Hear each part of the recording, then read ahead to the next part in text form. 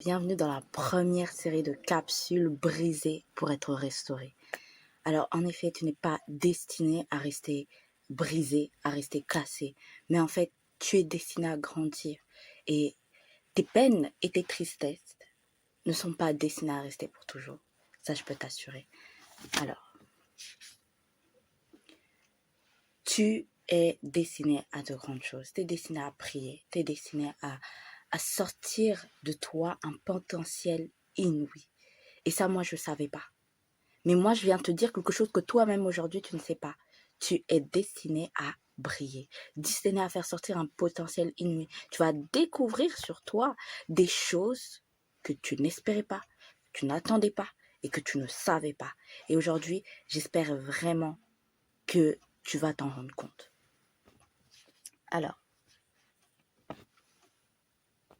Alors, on va prendre Josué 1, verset 10. Josué donna cet ordre aux officiers du peuple. Parcourez le camp et voici ce que vous commanderez au peuple. Préparez-vous des provisions, car dans 3 jours, vous passerez ce Jourdain pour aller conquérir le pays dont l'Éternel votre Dieu vous a donné la possession. Il faut savoir une chose sur Josué, c'est que son maître, celui qui était pour lui un leader, un grand leader, celui qui était pour lui un père de la foi, un exemple, un modèle, est mort, a disparu. Tout d'un coup, subitement, et quand il a appris, il était en deuil. Et en fait, Dieu lui a dit, Josué, lève la tête. C'est plus le moment. Je sais tu souffres. Je sais t'as mal. Tu viens de perdre quelqu'un de très important pour toi. Et là, je suis sûre, Dieu est en train de te dire, oui, je sais que t'as mal. Je sais que tu es dans les douleurs. Je sais que tu es brisé à l'intérieur de toi. Et tu te dis, mais comment est-ce que comment on va faire? Comment la situation va? On était censé aller quelque part. J'étais censé aller quelque part. Dieu t'a peut-être dit, oui, tu vas aller ici, tu vas faire ceci, tu vas faire cela. Et en fait, tu te dis, mais comment je vais faire moi? Comment je vais faire pour construire quelque chose? Comment je vais faire pour entrer dans des promesses et tout? Alors que non, non, regarde-moi, regarde qui je suis. Et Josué regardait à ça. Mais du verset 1 au verset 10, Dieu lui a parlé, il lui a donné toutes sortes de promesses. Il a dit, je serai avec toi, je ne te lâcherai pas.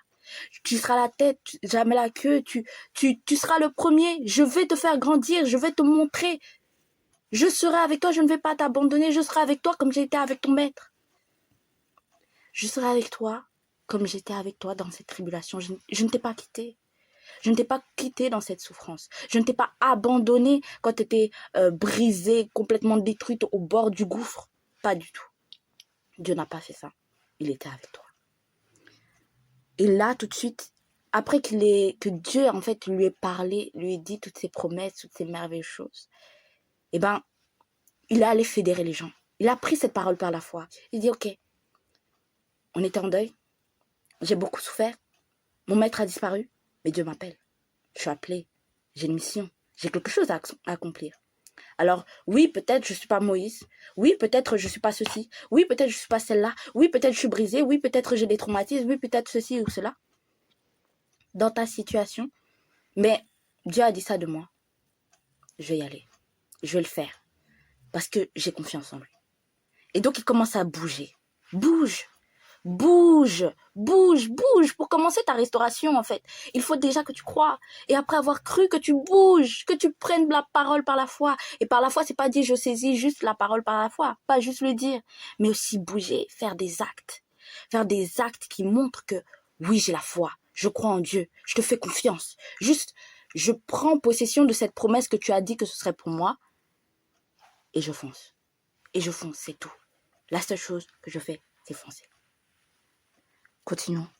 Au verset 12, il dit, Josué dit aux Rubénites et aux Gadites et à la demi-tribu de Manassé, rappelez-vous ce que vous a prescrit Moïse, serviteur de l'Éternel, quand il a dit, l'Éternel votre Dieu vous a accordé du repos et vous a donné ce pays. Vos femmes, vos petits-enfants et vos troupeaux resteront dans le pays que vous a donné Moïse de ce côté-ci du Jourdain, mais vous tous, hommes vaillants, vous passerez en armes devant vos frères et vous les aiderez jusqu'à ce que l'Éternel ait accordé du repos à vos frères comme à vous et qu'ils soient aussi en possession du pays que l'Éternel votre Dieu leur a donné. Puis vous reviendrez prendre possession du pays qui est votre propriété et que vous a donné Moïse, serviteur de l'Éternel, de ce côté-ci du Jourdain, vers le soleil levant. Bon, ce que j'aimerais que vous reteniez, c'est l'Éternel, votre Dieu, vous a accordé du repos et vous a donné ce pays. Ça veut dire qu'il y en a autour de toi qui t'entourent, pendant que toi, tu es dans la marche à essayer de te relever. Il y en a qui ont déjà eu leur bénédiction, qui ont déjà leur bénédiction et tout. Mais c'est pas pour ça qu'eux ne doivent pas bouger. Eux, ils sont bénis. Ils ont leur territoire, ils ont leurs promesses. Mais ils doivent travailler. Il y a des gens qui doivent t'aider, toi, à accomplir leurs promesses. Et ça, c'est très souvent des leaders. Des leaders qui ont déjà eu leur bénédiction, des personnes qui ont déjà marché dans leur appel et qui sont en plein dedans et qui vont avoir la sagesse et la force de combattre ce que toi, tu n'es pas capable de combattre. Parce qu'il est écrit, mais vous tous, hommes vaillants, vous passerez en armes devant vos frères et vous les aiderez. Ça veut dire que un frère, une sœur, une tantine, un tonton, un papa, une maman, quelqu'un que tu connais, une copine, une amie, qui est déjà en plein dans ses promesses, ne jetez pas les amis. Ne jetez pas les amis, ne les jetez pas. Ne jetez pas ceux qui ont des promesses, sous prétexte que vous êtes encore en train de chercher et que vous êtes dans des complications, dans des difficultés, tout ça. Vous refusez leur aide, vous ne leur demandez pas. Oh oui, mais lui là déjà, ce serait ridicule que moi j'aille lui demander de demander. Demandez de l'aide. Dites, moi, j'y arrive pas. Mais toi, homme vaillant, toi qui as déjà ta bénédiction, toi qui es passé par des choses difficiles et qui as saisi tes promesses, aide-moi. J'ai besoin de ton aide, moi aussi. J'ai besoin que tu m'aides à traverser. J'ai besoin que tu m'aides à entrer. J'ai besoin que tu me donnes des conseils. J'ai besoin que tu combattes avec moi. Vous ne pouvez pas être seul. Imaginez, Josué, serviteur de Moïse. Moïse, son maître est parti. Il vient de recevoir les promesses et tout. Il donne des ordres aux gens. Il les appelle, il les fédère. Et quand, dans tout cet appel, dans cette fédération, il dit, en fait, j'ai besoin d'aide. J'ai besoin. Nous avons besoin, en fait. Nous avons besoin d'aide. Nous avons besoin que vous puissiez vous battre avec nous. Vous avez déjà eu vos promesses, nous le savons. Mais on a besoin d'hommes forts parmi vous qui avez reçu vos promesses pour nous guider et pour passer devant nous, pour nous montrer le chemin, pour nous montrer comment on fait pour avoir ces promesses, pour nous battre, pour nous défendre.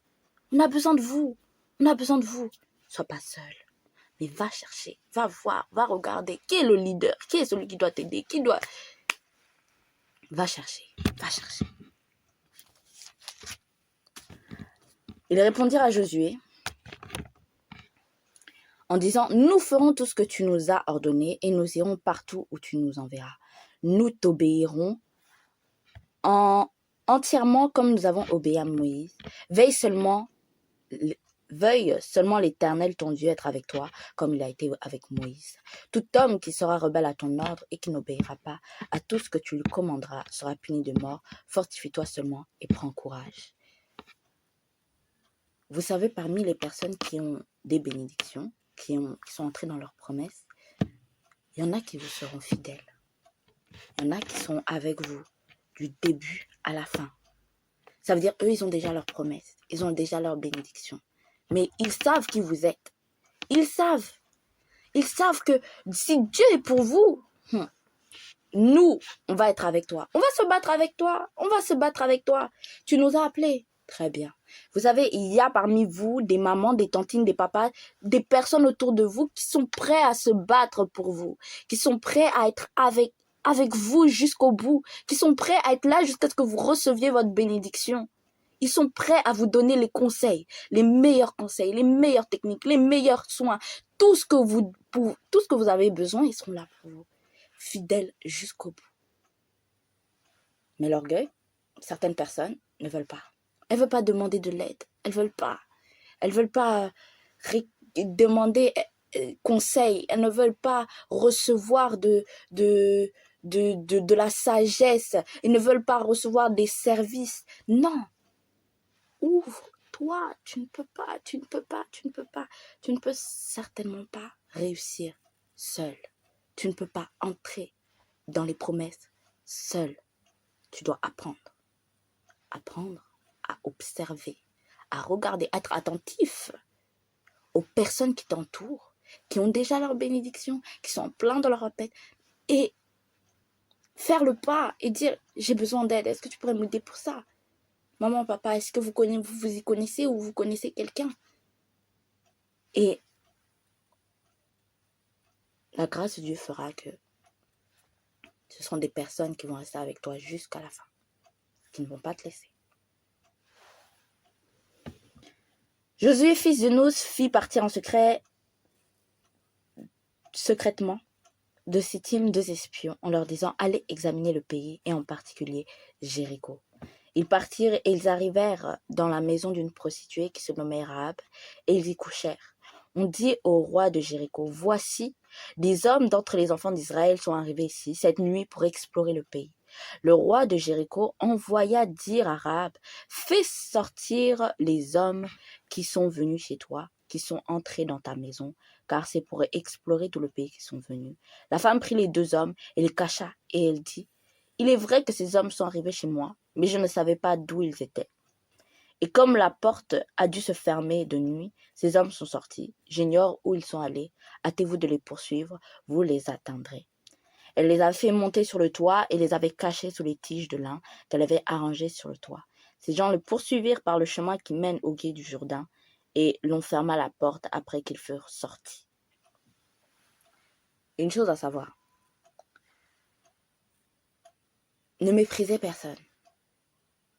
Vous ne savez pas s'il y aura des Rahab qui, par la grâce de Dieu, verront le potentiel de ce que vous avez, de ce que vous avez et qui vont vous aider. Des Rahab qui vont vous sortir de situations incroyables. Des personnes qui vont vous prendre et qui vont vous protéger alors qu'elles ont une mauvaise réputation. On dit des choses sur elles, on les critique, on leur fait du mal, tout ça, on vous dit ne vous approchez pas d'elles. Mais vous ne savez pas. Vous ne savez pas si elles vont veiller sur vos vies, si elles vont prendre soin de vos biens, si elles vont être là, elles vont regarder. Vous êtes en train de faire vos affaires, elles vous entendent. Et puis après, vos ennemis, ceux qui cherchent à vous nuire, depuis, elle va leur dire, lui, vous parlez du jeune entrepreneur là-bas qui est en train de faire ses affaires. Non, il n'est pas si talentueux. Alors qu'elle sait très bien qu'il est talentueux. Il n'est pas si talentueux. Il est parti là-bas faire ses trucs. Mais vraiment, c'est qu'un enfant, tout ça. Alors qu'ils étaient venus voler vos affaires. Alors qu'ils étaient venus pour détruire vos trucs. Alors qu'ils étaient venus pour vous discréditer. Elle connaissait bien ces hommes. Elle a dit, si je les laisse passer, le gars là-bas, il va mal finir. Je vais lui faire du bien. Dans la suite de l'histoire, Rahab a été récompensée. Elle les a protégés. Elle a demandé, juste gardez-moi et ma famille. Gardez-moi et ma famille. Elle a dit, ok, nous allons garder toi et ta famille. Ne négligez pas les Rahab. Elles sont vos aides. On est dans le chapitre 2 maintenant. Et nous continuons. Avant que les espions se couchent, Rahab monta vers eux sur le toit et leur dit « L'Éternel, je le sais, vous a donné ce pays. La terreur que vous inspirez nous a saisis, et tous les habitants du pays tremblent devant vous. Car nous avons appris comment, à votre sortie d'Égypte, l'Éternel a mis à sec devant vous les eaux de la mer Rouge, et comment vous avez traité les 2 rois des Amoréens au-delà du Jourdain, Sihon et Og, que vous avez dévoués par interdit. Nous l'avons appris et nous avons perdu courage. Tous nos esprits sont abattus à votre aspect, car c'est l'Éternel votre Dieu qui est Dieu en haut dans les cieux et en bas sur la terre. Et maintenant, je vous prie, jurez-moi par l'Éternel que vous aurez pour ma maison, pour la maison de mon Père, la même bonté que j'ai eue pour vous. Donnez-moi l'assurance que vous laisserez vivre mon père, ma mère, mes frères, mes sœurs et tout ce qui leur appartiennent, et que vous nous sauverez de la mort. » Ces hommes lui répondirent, « Nous sommes prêts à mourir pour vous si vous ne divulguez pas ce qui nous concerne. Et quand l'Éternel nous donnera le pays, nous agirons envers toi avec bonté et fidélité. Une chose à savoir, on est au verset 14 du chapitre 2. Les hommes dirent, nous sommes prêts à mourir pour vous si vous ne divulguez pas ce qui nous concerne. Et quand l'Éternel nous donnera le pays, nous agirons envers toi avec bonté. Et vous savez, dans cette histoire, c'est pas Josué lui-même qui a fait un contrat avec Rahab. C'est ceux qu'il a envoyés. Il y a des collaborateurs. Fais attention. Hein. Choisis des collaborateurs sages. Ils ont bien fait de collaborer avec Rahab. Mais ils ont bien dit les conditions. Si vous ne divulguez pas, ça veut dire qu'ils ont mis les conditions. Hein. Si tu continues à ne pas nous divulguer notre présence, on veut bien faire alliance avec toi. Si tu es fidèle dans ça, nous aussi on sera fidèle pour toi et on te sauvera. Mais surtout une chose que j'aime beaucoup, ses collaborateurs, ceux avec qui Josué travaillait, ils avaient la foi aussi. Ils croyaient. Il dit quand l'Éternel va nous donner ce pays. Si tu travailles avec des gens qui ne croient pas en toi, qui ne croient pas en la vision que Dieu t'a donnée, qui ne croient pas en ton potentiel, ne croient pas qu'ils peuvent entrer, eux aussi, c'est fini. Faut arrêter la chose. Faut boucler le bail. Parce que si les collaborateurs ne sont pas avec toi, c'est terminé. C'est terminé. S'ils ne marchent pas dans la même vision que toi, c'est terminé. Faut arrêter. Trouvez des personnes qui croient en vous. Qui croient en vous. Trouvez de ces personnes qui embrasent la vision que vous portez. Et qui ne vous lâchera pas. Qui devant les autres ne vont pas commencer à dire « Oh non, nous ne croyons pas ». Vous imaginez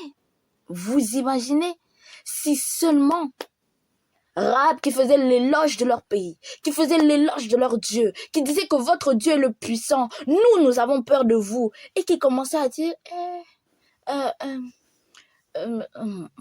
franchement, oui, nous on avait un Moïse extraordinaire, c'est avec lui qu'on faisait les miracles et tout, mais maintenant on a un Josué, franchement faut pas mettre confiance sur nous. Mais vous imaginez, Rahab elle-même, elle aurait tout déballé, elle aurait dit alors il est parti. Ils auraient révélé les secrets de l'empire, du royaume, alors qu'ils étaient dans la victoire. Ils étaient dans la victoire. Mais juste parce qu'ils n'avaient pas confiance en leur leader, confiance au choix de Dieu, confiance en Dieu, ils allaient tout faire capoter. Tout. Israël fini. Dehors là-bas, on les aurait capturés, on les aurait trouvés. Trouvez des collaborateurs qui ont confiance en vous, qui croient en vous, qui croient en la mission que Dieu a mis en vous. Parce que quand des associés, des personnes, des Rahab vont venir et vont demander « Est-ce que tu peux prendre soin de nous? Est-ce que tu peux nous protéger? Est-ce que tu peux faire ceci pour nous ?» Qui vont dire « Nous, on peut. Nous, on peut. » Alors que peut-être que dans la réalité, c'est compliqué, c'est difficile. On vient de perdre tout ça. On vient de commencer et tout. Mais qu'ils ont la foi, ils ont confiance que on peut. On peut. Comme tu as dit là-bas, notre Dieu, c'est grand. Il a choisi un homme. Il a la foi. On y va. Tu as dit que tu as besoin de protection. Si tu restes avec nous, si tu tiens ton alliance, si tu es fidèle, nous, on vient aussi. Des personnes qui croient en la vision et qui embrasent l'identité que vous-même vous embrasez. Ça veut dire vous croyez que vous êtes un leader, que vous allez grandir, que vous allez croître. Eux aussi disent on va grandir. Là, Dieu avait dit à Josué, juste à Josué. Josué a juste dit préparez-vous, on va entrer dans le pays. Eux-mêmes qui font partie du peuple, quand ils ont entendu, ils ont dit on va entrer dans le pays. Ils ont dit Arabe, on va entrer dans le pays. Quand on va entrer dans le pays, tu viendras avec nous. C'est comme ça. Quelqu'un qui embrasse votre destinée, votre vision. Elle les fit descendre avec une corde par la fenêtre, car la maison qu'elle habitait était sur la muraille de la ville. Elle leur dit allez du côté de la montagne, de peur que ceux qui vous poursuivent ne vous rencontrent. Cachez-vous là pendant 3 jours, jusqu'à ce qu'ils soient de retour. Après cela, vous suivrez votre chemin. Ces hommes lui dirent voici de quelle manière nous serons quitte du serment que tu nous as fait faire. À notre entrée dans le pays, attache ce cordon de fil cramoisi à la fenêtre par lequel tu nous fais descendre et recueille auprès de toi dans la maison de ton père, ta mère, tes frères et toute ta famille. Si quelqu'un d'eux sort de la porte de ta maison pour aller dehors, son sang retombera sur sa tête et nous en serons innocents. Mais si on met la main sur l'un quelconque de ceux qui seront dans ta maison, son sang retombera sur nos têtes. Et si tu divulgues ce qui nous concerne, nous serons quittes du serment que tu nous as fait faire. Responsable. Responsable. Parce que vous savez, il y a des collaborateurs qui font des contrats, des très bons contrats, et qui ne tiennent pas leurs promesses, qui ne tiennent pas leur engagement, qui ne sont pas responsables. Toutes les clauses étaient là, mais vous ne tenez pas compte de toutes les lignes que vous avez dit. Des personnes responsables. Entourez-vous de personnes responsables. Et si tu divulgues ce qui nous concerne, nous serons quittes du serment que tu nous as fait faire. Elle répondit qu'il en soit selon vos paroles. Elle prit ainsi congé d'eux et ils s'en allèrent. Et elle attacha le cordon de cramoisi à la fenêtre. Ils partirent et arrivèrent à la montagne. Ils y restèrent 3 jours jusqu'à ce que ceux qui les poursuivent soient de retour. Ceux qui les poursuivaient les cherchèrent dans toute la région, mais ne les trouvèrent pas. Les 2 hommes s'en retournèrent, descendirent de la montagne et passèrent le Jourdain. Ils vinrent auprès de Josué, fils de Nun, et lui racontèrent tout ce qui leur était arrivé. Ils dirent à Josué, certainement, l'Éternel a livré tout le pays entre nos mains, et même tous les habitants du pays tremblent devant nous. Des personnes de confiance. Ils ont fait un contrat là-bas. Ils sont partis aller dire à Josué. Il y a des gens, ils font des contrats, vos collaborateurs, ils font des contrats derrière votre dos. Et vous n'êtes même pas au courant, votre nom est dedans. Genre, ils sont allés faire un contrat avec quelqu'un, vous ne savez même pas ce qui s'est passé, pourquoi ils ont fait le contrat. Si au moins ils expliquaient, oui, on était en situation difficile, donc voilà, on a dû faire un contrat comme ça. Voilà, c'était pas prévu, je sais, mais on a dû faire le contrat comme ça et tout. Mais il y a des personnes, ils ne vous disent pas. Ils ne vous disent pas, ils vous cachent les choses. Donc vous entrez dans le pays, bam. Surtout que vous imaginez, les règles du contrat, c'était quoi? C'est que vous entrez, quand on va entrer dans le pays, si on vient vous chercher dans votre maison, le sang retombera sur nous. Ça veut dire ils ont fait serment. Vous faites serment. Vous ne me prévenez pas. Vous ne me prévenez pas. Moi qui suis votre leader, moi qui suis censé entrer dans le pays, moi que Dieu va me donner des ordres, en fait. Donc, prévenez-moi que quand vous trouvez des... Là, on parle des collaborateurs. Des personnes qu'on recueille, qu'on prend avec nous pour la mission. Vous m'écoutez? Vous m'entendez? On y va.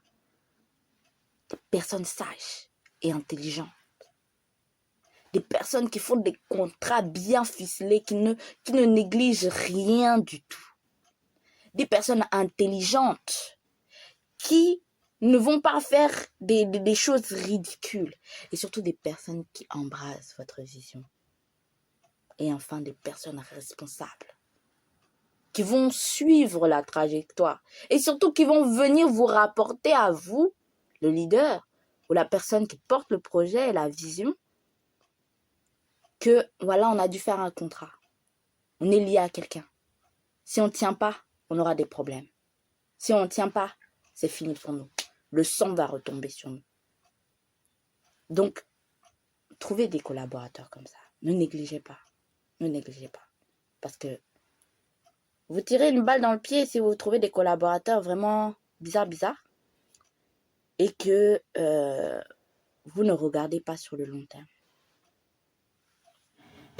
Chapitre 3. Josué s'étant levé de bon matin, partit de Sittim avec tous les enfants d'Israël. Ils arrivèrent au Jourdain et là ils passèrent la nuit avant de le traverser. Au bout de 3 jours, les officiers parcoururent le camp et donnèrent cet ordre au peuple. Lorsque vous verrez l'arche de l'alliance de l'Éternel votre Dieu portée par les sacrificateurs, les Lévites, vous partirez du lieu où vous êtes et vous vous mettrez en marche après elle. Mais il y aura entre vous et elle une distance d'environ 2000 coudées. N'en approchez pas.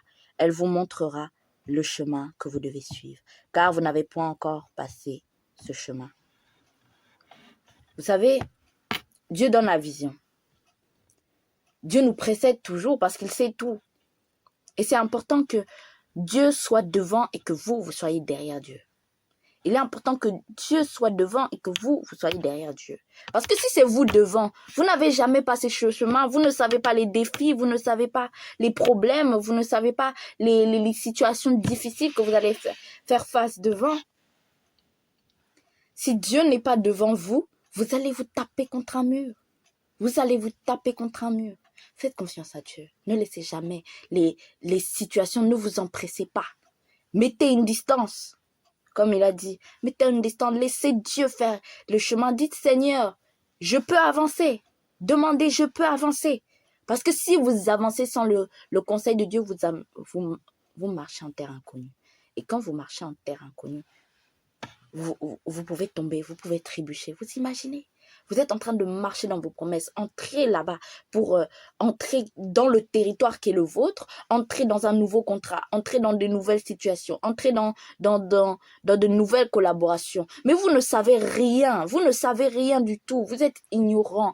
Ce que vous devez faire, c'est vous confier en Dieu. Toujours. Vous dites, Seigneur, est-ce qu'il est bon que j'aille là-bas? Est-ce qu'il est bon que je rencontre telle personne? Est-ce qu'il est bon que ce contrat, ça va se faire? Et tout.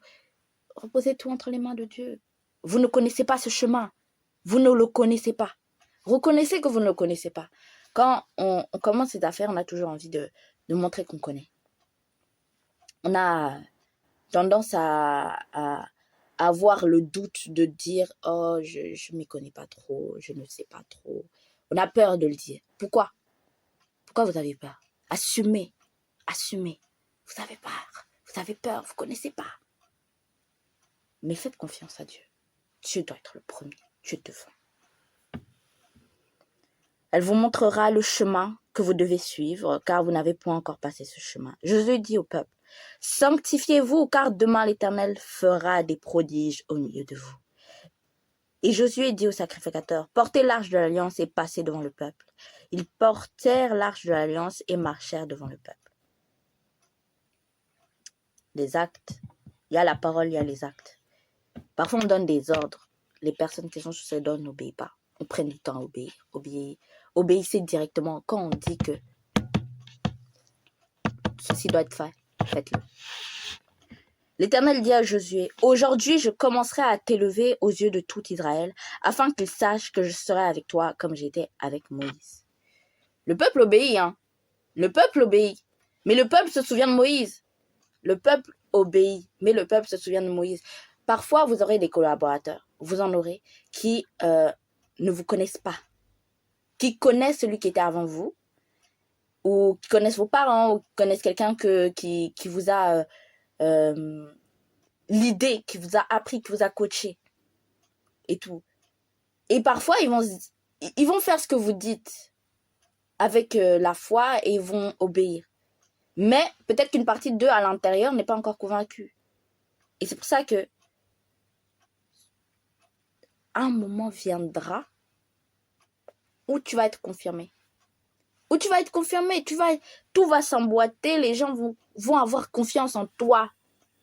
Vont avoir confiance en toi. Et non pas oh oui, il a été coaché par tel, il a été l'idée par tel, il est l'enfant de tel. Bientôt, tu feras ton propre chemin.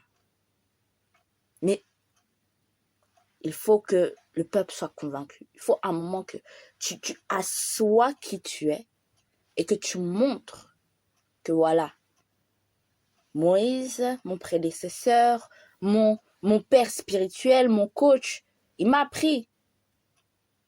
Maintenant, j'ai mon histoire. Vous m'avez suivi en ayant foi, en mettant en moi, en mettant un pari sur moi. Mais vous vous souvenez de lui. Aujourd'hui, je vais vous montrer qui je suis moi. Un jour, tu dois faire ta place. Un jour, tu feras ton identité. Un jour, tu t'assoiras correctement là où tu es.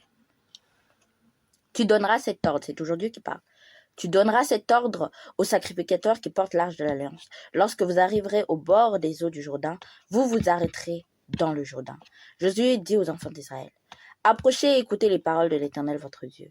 Josué dit À ceci, vous reconnaîtrez que le Dieu vivant est au milieu de vous et qu'il chassera devant vous les Cananéens, les Étiens, les Éviens, les Phérésiens, les Girgisiens, les Amoréens et les Jébusiens.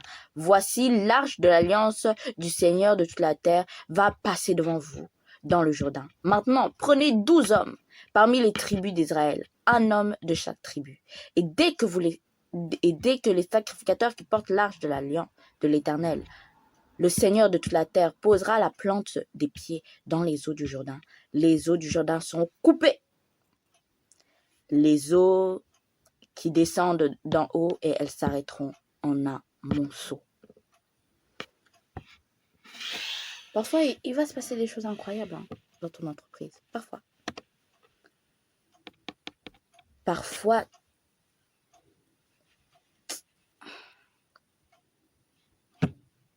il va se faire des choses incroyables. Et quand tu es collaborateur des personnes qui sont avec Dieu ou qui sont appelées, tu dois marcher par la foi, c'est sûr. Mais aussi et surtout, tu risques de vivre des trucs. Il dit maintenant, prenez 12 hommes parmi les tribus d'Israël, un de chaque tribu, un représentant. Dans ton entreprise, il y aura un représentant. Et ce représentant-là, de chaque groupe ou sous-groupe de ton entreprise, il va devoir faire des choses. Parfois, le leader, il va demander des choses. Ne vous inquiétez pas, vous allez être surpris. Ne vous inquiétez pas. Parfois, vous ne comprenez pas. Mais parfois, la vision du leader est juste incroyable. Et si vous obéissez, ce sera génial. Vous regretterez pas. Et parfois, le leader va vous expliquer en fait son plan. Et vous allez lui dire, mais c'est quoi ce plan en fait? Qu'est-ce que tu veux qu'on fasse? C'est quoi ton plan? Comment ça, on va séparer l'eau? Comment ça, l'eau va s'arrêter? Comment ça, on va faire ceci? Comment ça, on va directement partir dans une collab avec une entreprise grosse? C'est ça ton objectif? Ok. Regardez ce que le peuple a fait. Le peuple sortit de ses tentes pour passer le Jourdain et les sacrificateurs qui portaient l'arche de l'alliance marchèrent devant le peuple. Tout se mettait en place. C'était une folie furieuse. Mais tout le monde se mettait en place. La foi.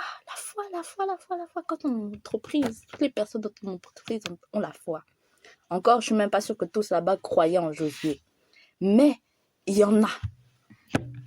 En tout cas, les principaux, c'est les sacrificateurs qui bougeaient et le peuple et tous les guerriers et tout qui étaient les référents et tout. Ils étaient là, ils faisaient leur truc. Ils savaient quoi faire et ils le faisaient. Et quand ils le faisaient, c'était... Ils se disaient, on va voir. Quand les sacrificateurs qui portent l'arche furent arrivés au Jourdain et que leurs pieds se furent mouillés au bord de l'eau, le Jourdain regorge par-dessus toutes ses rives, tout le temps de la moisson. Les eaux qui descendaient d'en haut s'arrêtèrent et s'élevèrent en un monceau à une très grande distance près de la ville d'Adam qui est à côté de Sartan. Et celles qui descendaient vers la mer, de la plante de la mer Salée, furent complètement coupées. Le peuple passa vis-à-vis du Jourdain. Les sacrificateurs qui portaient l'arche de l'alliance de l'Éternel s'arrêtèrent, le pied ferme sur le sec au milieu du Jourdain, pendant que tout Israël passait à sec, jusqu'à ce que toute la nation ait achevé de passer le Jourdain. Ouf! Des plans fous furieux, des plans de dingue, des stratégies, tu te dis, mais c'est pas normal. Vous bougez, vous faites. Tout le monde fait son travail, fait son taf et obéit. Les choses s'alignent. Vous êtes là. On vient de traverser le Jourdain. On vient de faire cette dinguerie. On vient de faire cette collaboration que personne n'aurait jamais rêvé, aurait pensé qu'on puisse faire. Vous avez tous fait. Est-ce que c'est pas incroyable? Des collaborateurs de qualité. Des gens qui embrassent votre vision. Des gens qui sont là pour vous supporter, vous soutenir. Et Dieu qui est devant. et Dieu qui est devant. Est-ce que c'est pas la perfection? Est-ce que ça, c'est pas le business réussi? Est-ce que ça, c'est pas le business réussi? Ça, c'est le business réussi. Ça, c'est le business réussi. La foi du début à la fin. Vous avez cru en la parole de Dieu. Vous avez appelé les gens. Vous avez demandé de l'aide. Vous avez trouvé des collaborateurs de qualité qui ne vous cachent pas, qui sont responsables, qui croient en vous et qui embrasent en fait la vision. Et au moment venu, Dieu vous dit, c'est là, c'est le moment. Là, je vais écrire ton nom. On connaissait ton père, on connaissait ta tante, on connaît ton coach, tout ça, tout ça. Maintenant, on va te connaître. Maintenant, on va te connaître. Maintenant, on va te connaître. Tu as tout préparé pour... Maintenant, on va te connaître. Il faut savoir une chose, c'est que Dieu n'avait pas dit comment quand, au chapitre 1, Josué a reçu toutes les promesses. Il s'est juste bougé tout seul. Bouge tout seul. Bouge tout seul. Tu as les promesses, tu bouges. Tu bouges. Tu ne sais pas. Tu ne sais pas comment ça va se passer, tu ne sais pas comment ça va se faire, c'est pas grave, tu bouges. Tu bouges. Et quand tu as bougé, tout va s'aligner. Tout va s'aligner. Et puis après, Dieu va venir te recontacter, il va te dire, ah, maintenant c'est le moment, c'est le thé, c'est le temps, c'est le go. Si Josué ne s'était pas préparé et ne s'était pas accordé à la parole de l'Éternel, n'avait pas appelé les guerriers, n'avait pas décidé de faire partir les espions pour voir comment était le pays, n'avait pas pris connaissance de la situation dans le pays, n'avait pas fait des collaborations pour savoir comment ce serait passé, des alliances, des contrats. C'est des contrats que Dieu n'a pas demandé, mais c'est des contrats qui devaient être faits. Et quand Dieu l'a appelé, lui a dit, c'est bon, c'est maintenant, c'est le moment. Je vais te élever, je vais te montrer, je vais faire grandir ta renommée et je vais construire ton identité. Ce ne sera plus toi, alias quelqu'un d'autre, mais ce sera juste toi. Bougez. Vous n'êtes pas destiné à rester dans les lamentations. Jésus était en deuil, mais il a décidé d'enlever le vêtement de son deuil pour embrasser la destinée que Dieu lui avait donnée. Quand est-ce que tu vas enfin entrer dans ce que Dieu t'a promis? Dieu t'a dit, mais à un moment donné, tu ne le sauras pas quand le moment, mais il va t'appeler, il va te dire, c'est le moment où je t'ai élevé, et tu vas être là, mais Seigneur, tu ne m'as rien dit, je ne me suis pas préparé, il y a ceci, il y a cela, tu vas rencontrer quelqu'un subitement, tu vas te dire, Seigneur, pourquoi? Mais tu n'étais pas préparé. Brisé pour être restauré. Il y a un temps où tu es brisé. Mais il y a un temps où Dieu va te dire, c'est fini. Tu vas enlever le vêtement. Tu vas enlever la veste du deuil de l'enfant brisé. Et tu vas commencer à revêtir le vêtement de restaurer. C'est parce que Josué a revêtu le vêtement de celui qui est le leader d'Israël que voilà. Que voilà, il a pu entrer. Il a pu faire séparer les Jourdains.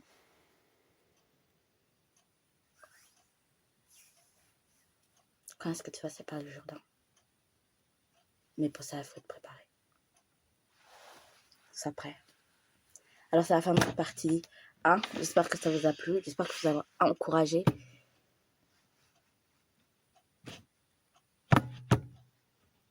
C'est pas la fin. C'est pas la fin. C'est que le commencement. Ton histoire n'a pas encore commencé. Mais Dieu a déjà donné la vision. Quand est-ce que tu vas te mettre en place? Sois béni.